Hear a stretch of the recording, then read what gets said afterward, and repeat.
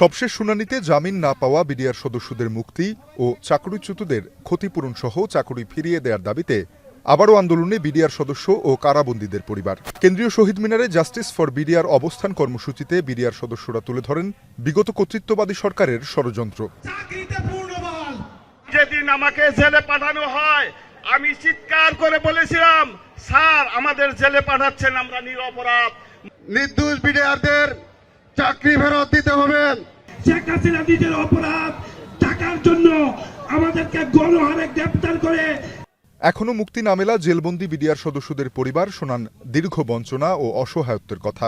গত তারিখে আমাদের জামিন হওয়ার কথা ছিল, বলছে শুনানি হয়েছে, এখন কতটি জামিন হয়েছে কি আমরা ওগুলা কোনো কিছু জানতে পারি নাই।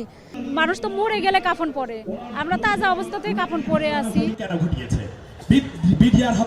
অবস্থান কর্মসূচি থেকে চাকরিচ্যুত বিডিআর সদস্যদের চাকরিতে পুনর্বহাল, নিরপরাধদের মুক্তি ও সীমান্তরক্ষী বাহিনীর বিডিআর নাম ফিরিয়ে আনা সহ ৮ দফা দাবি জানিয়েছে বিডিআর কল্যাণ পরিষদ, যাতে সংহতি জানায় বৈষম্য বিরোধী ছাত্র আন্দোলন।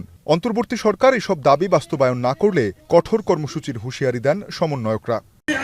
যতক্ষণ পর্যন্ত পূর্ণ না হবে, মেনে না নেওয়া হবে, একটিও যদি অপূর্ণ থেকে যায় আমরা এই মাঠ ছাড়ব না।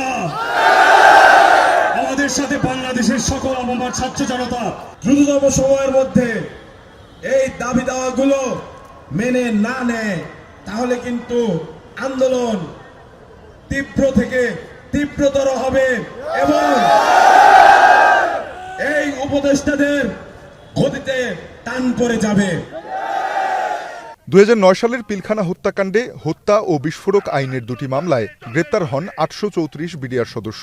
এ ঘটনায় চাকরিচ্যুত আরও ১৮,০০০-এর বেশি বিডিআর সদস্য চাকরিতে যোগ দিয়ে ফিরতে চান সীমান্ত রক্ষার দায়িত্বে। তানজিম শাফিন, এখন, ঢাকা।